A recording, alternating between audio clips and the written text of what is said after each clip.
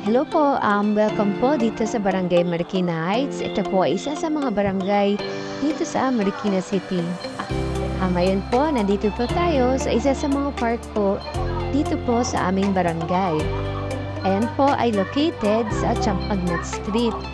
Malapit din po ito sa Barangay Hall ng Barangay Marikina Heights, sa Health Center at sa covered court po ng aming barangay.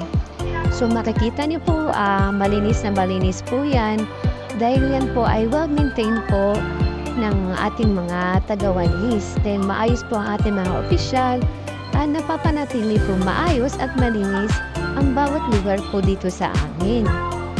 So ayan, pwede niyo pong dalhin ang inyong pamilya dito para mag-picnic, mag-exercise. Bali, meron din po mga naglalaro ng mga badminton.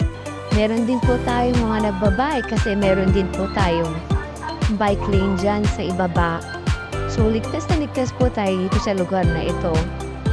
So, yan po. Meron din po mga Zumba session dito tuwing umaga at tuwing hapon. So, sa mga mahilig po mag-Zumba, maaari po kayo magpunta dito at maki-join sa kanilang mga session.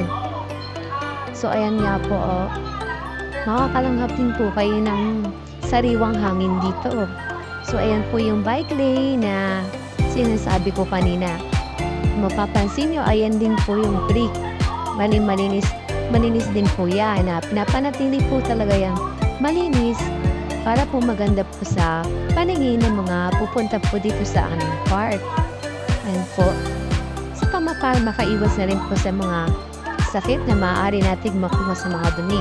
So, ayan nga po, meron din po ditong maliit na aviary kung saan makakakita ka po ng iba't ibang klaseng ibon.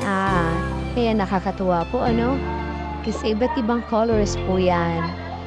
Tsaka nakakatuwa po yung yung sounds nila. Sobrang peaceful po pag nandito po kayo at narinig niyo po yung mga huni nila.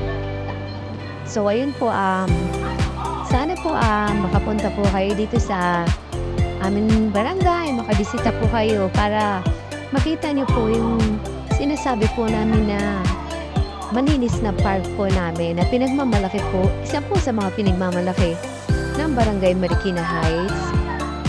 Thank you po sa inyong panonood at sana po makabisita po kayo dito. Thank you!